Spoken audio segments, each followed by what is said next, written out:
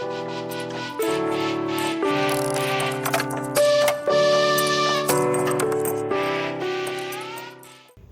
welcome back to Oasis, a place where the restless can find total and complete rest in the gospel of grace, Jesus Christ. Today, I want to talk about quid pro quo. Let me tell you a little personal story. After my wife and I married back in 2004, we boarded a plane in Toronto for the Dominican Republic. And oh, what beauty we beheld as honeymooners. Just after a few days of enjoying the beach, the sun, the food buffets, the entertainment, and massage beds, we thought that we'd try something different. So this one particular day, we ventured down the coastline of the beach, which was fairly close to the resort. We wanted to see if we can find some souvenir shops in hopes to purchase some gifts to bring home to family and friends. Truth be told, at this particular point, I've never done anything like this before. So my wife and I have this clever idea that we would just split up for a few moments of personal shopping and satisfaction, just to see what we can find. I had $20 US in my pocket. That was it. So as I approached the first souvenir shop that I laid my eyes on, I greeted the young lady that was working there with a smile and said hi in my broken, of course, very limited Spanish. She seemed really nice, so I grabbed the first painting I saw and said to her, $5?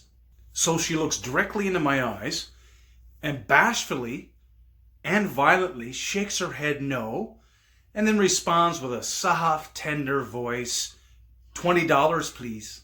So here was my response. Okay, that was the full extent of my ability to quid pro quo, or make a deal, or trade off. It was bad. So I make the walk of shame back with this small 6x8 painting that cost me $20 US. It also cost my wife's confidence in me to ever barter again. My wife ends up buying 3 or 4 pieces of artwork for less than $20 US, and the paintings were bigger than mine. This painting I paid $20 US for now sits in my storage room in my basement collecting dust. My wife would attest to this, and I would have to agree with her. I'm really bad at making a deal.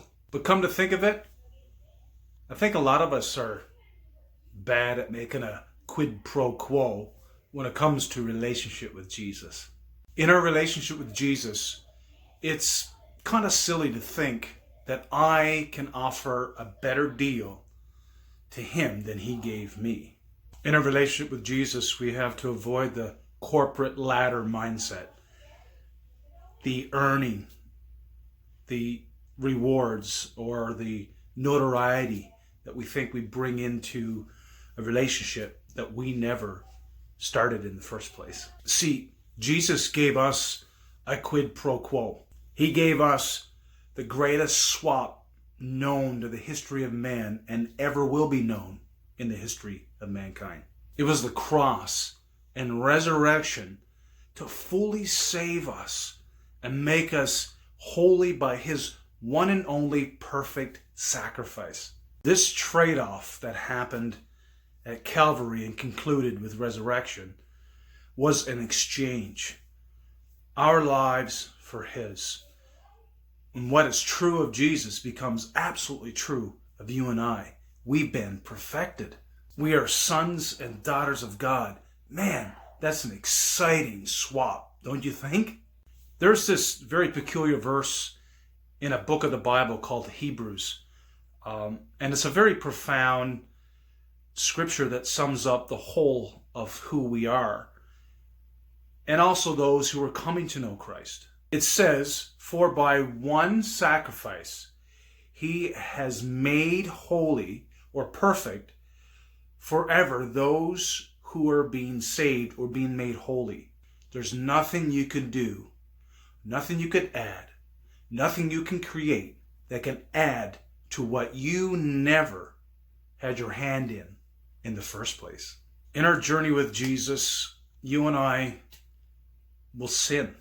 And the crazy part of this trade, our lives for his, is that the sinless Son of God is not offering himself again and again for your sin in the present or the future.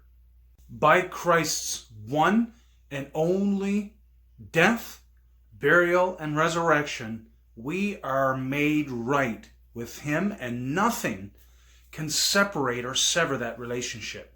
Try and find the biggest tree you can lay your eyes on, and notice how big that trunk is, and knowing that the roots just go on for kilometers. You cannot uproot that. That's what your relationship with Christ is now like.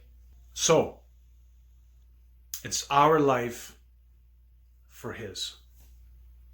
Man, that's the best trade-off that any human can and will ever receive in their lifetime.